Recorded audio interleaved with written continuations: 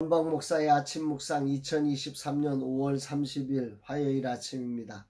오늘은 출애굽기 21장 20절로 27절 말씀을 통해서 사랑의 속도 줄이기 이런 제목으로 말씀 묵상의 은혜를 나누겠습니다. 벌써 계절의 여왕인 5월의 마지막 날이 이제 내일로 다가왔습니다. 언제나 한 달을 마감하는 일은 쉽지가 않습니다. 하나하나 주어진 자리들을 원래의 목적대로 소중하게 마감하는 일은 매우 섬세한 손길이 필요합니다. 그래서 지도자는 예민해야 합니다. 단순한 반복이 되지 않고 그 본래의 목적지에 다다르게 해야 하기 때문에 그렇습니다. 주님, 금번달도 주어진 모든 주님의 뜻이 우리의 사역 속에서 이루어지게 하옵소서 고백합니다. 오늘은 어제부터 이어진 천국 환송 세미나, 목회 코칭 그리고 젊은 세대 사역이 이루어지는 날입니다. 모든 시간이 주님의 이끄심과 기름 부으심이 넘치는 시간이 되기를 기도합니다. 이날 주님은 어떤 말씀으로 인도하실까? 본문에는 남종과 여종에 대한 규례가 나오는데 오늘을 살아가는 우리에게 매우 불편한 말씀으로 들려지는 부분이기도 합니다.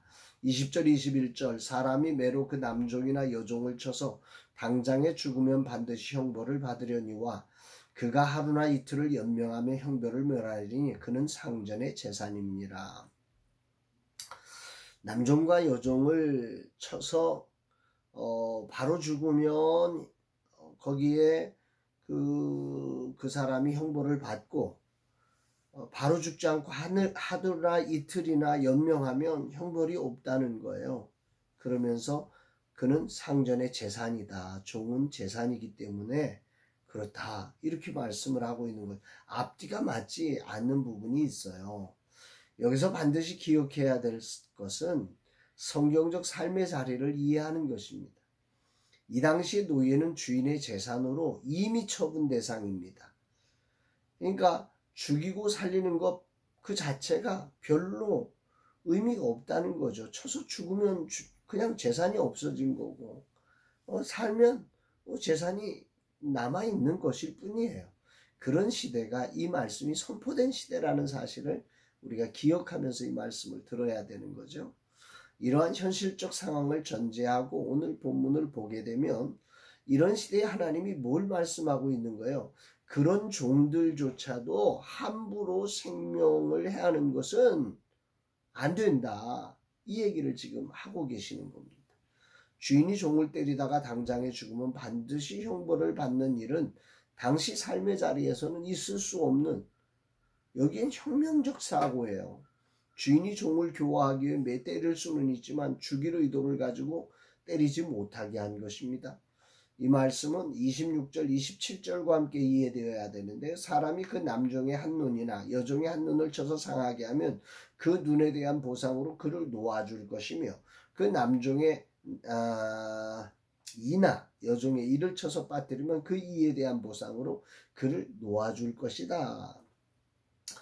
여기 보면 주인이 종을 때리다가 신체상의 상해가 일어나면 그 대가로 종에게 자유를 주어야 한다. 아주 파격적인 법을 선언하고 있죠. 그야말로 종이 재산에 불과한 시대에 하나님은 이 종들의 최소한의 인권을 보장하며 이들을 보호하는 법을 만들어내신 것입니다. 오늘 시대의 법규와 동일선상에서 이해하면 너무도 미약한 법규이지만 당시의 삶의 자리를 이해하면 이 법규가 얼마나 파격적이고 혁명적인 법규인지를 알게 되는 거죠. 종에 대한 최초의 인권 선언문과 같은 것입니다. 하나님은 모든 시대적 환경과 사람을 존중하며 당신의 뜻을 펼치시는 분이라는 사실이 큰 울림으로 다가오는 아침입니다. 사람의 질성은 옳은 일이란 명목으로 이전의 삶을 송두리째 부정해버립니다. 자신들이 당했던 것을 그래서 그대로 복수해버리는 거죠. 그래, 예전에 갑에 의해서 피해봤던 을이었다면 이제 을이 갑이 되어서 예전의 갑을 또 피해주는 이 악순환의 반복이 세상이 만드는 법규의 한계인 거죠. 그러나 하나님은 다르십니다. 하나님은 종들의 인권을 조금씩 변화를 주기 시작하며 그들의 생명을 보호하시고 변화시켜 종국에 모두가 행복한 조화를 이루도록 만들고 계신 것입니다. 하나님의 속도에 맞추시지 않고 우리의 속도에 하나님이 맞추어 주셔서 사랑을 하고 있는 거죠. 그 크신 하나님의 사랑, 그 넓은 하나님의 사랑을 기억하게 됩니다. 어쩔 수 없이 세상에는 갑도 있어야 하고 을도 있어야 하지 않습니까? 남자도 있어야 하고 여자도 있어야 합니다. 시대적 분위기에 의해 갑이 주도권을 잡을 수도 있고 을이 주도권을 잡을 수도 있지만 서로가 서로를 깊이 존중하고 배려하는 사회를 향해서 나아가야 하는 거죠. 그런데 그것이 하루아침에 만들어질 수 있느냐는 거죠. 서로에게 기다리는 시간이 필요한 것입니다. 하나님은 오늘 그렇게 종을 무시하고 인권을 전혀 생각하지 못하고 재산으로만 여기던 사람들, 아니 그렇게 무시당하고 노예로서 전혀 배려받지 못했던, 그래서 상처를 담고 살았던 이스라엘이 갑이 되었을 때 이들에게 조금씩 변화를 만드시며 하나님 나라를 세워가고 계신 것입니다. 하나님의 마음은 바쁘셨지만 우리가 따라갈 수 있도록 속도를 줄여주신 거지요. 이런 의도를 알고 이 성경을 보아야 이게 제대로 보이는 것입니다. 천리길도 한 걸음부터입니다. 본 적도 들은 적도 없는 것을 아무리 말해 주어도 이들은 알지 못하고 할 수 없습니다. 그래서 하나님은 아주 조금씩 이들이 할 수 있는 만큼 한 걸음씩 변화의 혁명을 시작하고 있는 것입니다. 이 아침 이런 하나님의 마음을 헤아리면서 지난날 나의 삶도 그렇게 한 걸음씩 변화를 이끄셨던 그 하나님의 큰 사랑을 기억하게 됩니다. 나란 사람이 얼마나 실수가 많고 어리석은지 또 변화에 둔감한지, 그런 나를 만약에 싹 바꾸시겠다고 하셨다면 저는 인생 끝났지요. 진작에 구원의 대상이 아니라 멸망의 대상으로 진작에 끝났을 것입니다. 그런데 하나님은 이런 저를 한 걸음씩 한 걸음씩 이렇게 변화의 자리로 초대해 주셔서 오늘 이 길을 걷게 하시고 오늘도 변할 수 있는 그런 가능성을 가지고 오늘도 이렇게 살아갈 수 있게 하셨으니 얼마나 감사한지 모릅니다. 반면에 하나님은 얼마나 답답하셨을까요? 아니 그렇게 해도 그 정도까지밖에 안 되나? 너는 그렇게 늦냐?